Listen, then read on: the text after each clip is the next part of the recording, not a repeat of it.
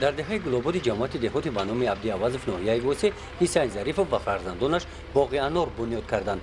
парвариш ва нигоҳубини ниҳоли анор дар ноҳияи восе кори мушкил аст, лекин ҳисайн бо истифода аз таҷрибаи аз падар гирифтааш амал намуда ниҳолҳои анорро парвариш менамояд. умед ба онро дорад ки баъди 1 сол аз ҳамин боғ ҳосили анори ширин ба даст меорад. анор рости гап мо дар боғи ҳамин назди ҳавлиги падармон ҳамон боғ мекарданд, худо раҳматшон кунад, боғ мекарданд, ҳамон ниҳоят анорҳои хушмаззаи хуштаъм буданд. мо ҳамон як чӣ гирифта рости гап гуфтем ки мо бо аз ҳамон вилояти ай тарафи минтақаи Қуронтепа қариб як 80-100 ниҳол чӣ овардем, бех ниҳол овардем, амирас сабзонидем, рости гап меҳнат кардем.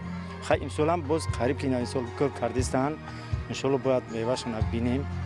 кори деҳқонӣ бунёд намудани боғ шоли писандидаи ҳисайн аст. баъди ислоҳоти замин дар тоҷикистон ва гузаштан ба шакли нави хоҷагидорӣ, ҳисайн ба ин орзуяш расид. хоҷагии деҳқонӣ ба номи бобои зарифро ташкил кард. дар ин қисмати замин ӯ боғ бунёд кардааст.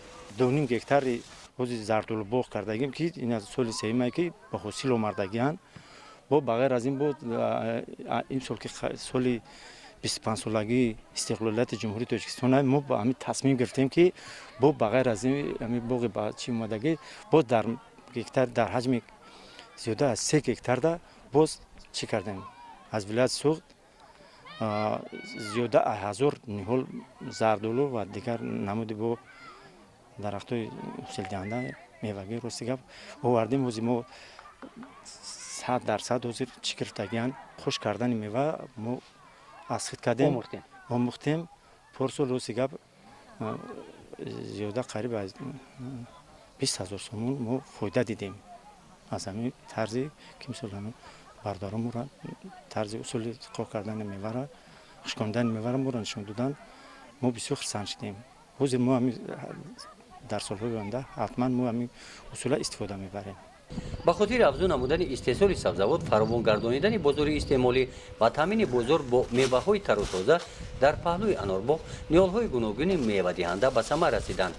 ҳиссаи заминро оқилона истифода намуда байни қатораҳои ниҳолҳоро бекор намондааст. дар хоҷагии деҳқонӣ ба номи бобои зариф ҳар як порчаи замин самаранок истифода бурда мешавад. дар боғ 4 нафар кор мекунанд. мо ба ғайр аз ин ба ғайр аз ҳар моҳ музди меҳнатшона коргаромон мегиранд.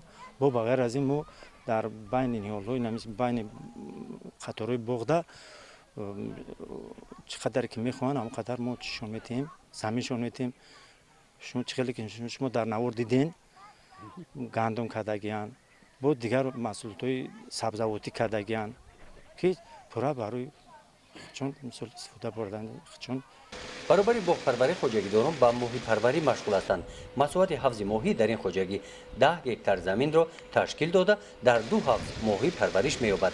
3 нафар сокинони деҳа дар ин ҷо ба кор ҷалб карда шуданд. гузориши хоҷа назриф худоиназар зуҳуров аз ноҳияи восе барои барномаи иттилоотии Навид.